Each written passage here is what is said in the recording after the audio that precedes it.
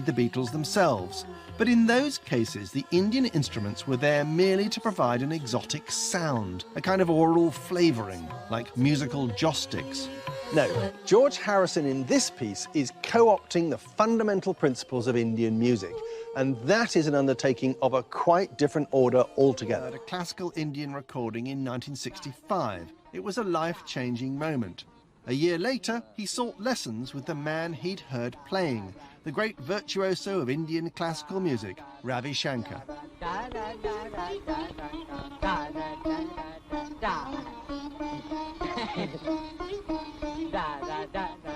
Hinduism, with its emphasis on the snares and illusions of the material world, had become an important part of a new kind of spirituality that many in the West were seeking.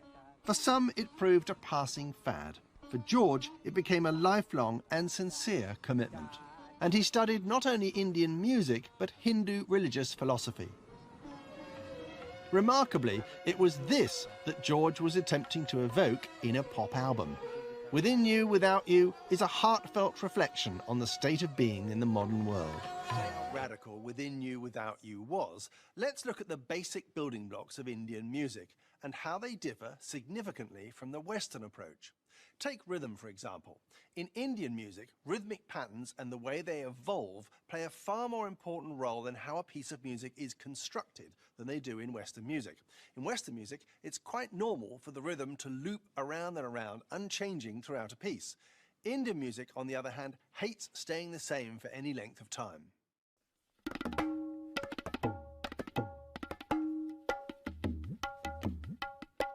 Every Indian piece is built around one or more tal. A tal is a pre-selected rhythmic pattern that recurs every so often throughout the piece. A groove, you might call it.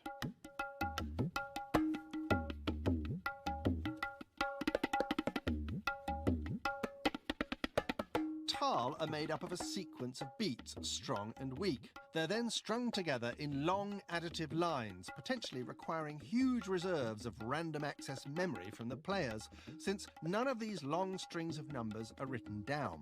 What's more, most of these rhythmic sequences change speed, or laya, during the course of the piece. The simple teen tal, for example, the closest relative of the Western 4 beats to the bar standard, is made up of 4 sets of 4 beats. A variant of the teen tal begins Within You, Without You. Soon becomes mischievously irregular. George breaks up the 4 plus 4 plus 4 plus 4 pattern by adding 2 groups of 5 before turning back for the second verse. The second verse ends with a group of 5, then a group of 5.5. Both these verses upset the listener's expectation of where the strong beats are meant to fall. These kinds of divisions, by the way, are unheard of in Indian music and Western pop music. They are entirely of George's own making.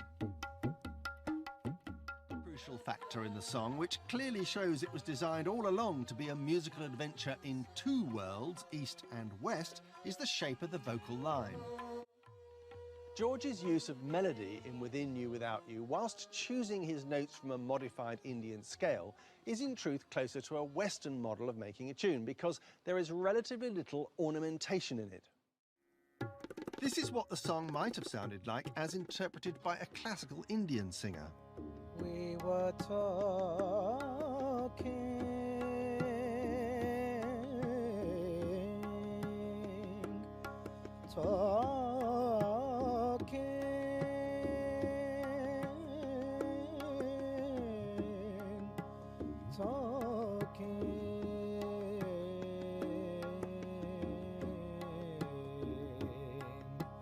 we were talking about the space between us all and the people who have... It's recognisably the same song, but quite different from what's on the record, and no wonder. Because he wasn't trained to sing in this highly ornamented style, and guessing perhaps that the Western audience wasn't quite ready to hear it yet, George shaped instead a more straightforward tune, only loosely based on an Indian scale. In You, Without You is a hybrid in its melody and its architecture, an amalgam of 2 cultures. But practically everything on Sgt. Pepper is a hybrid of some kind.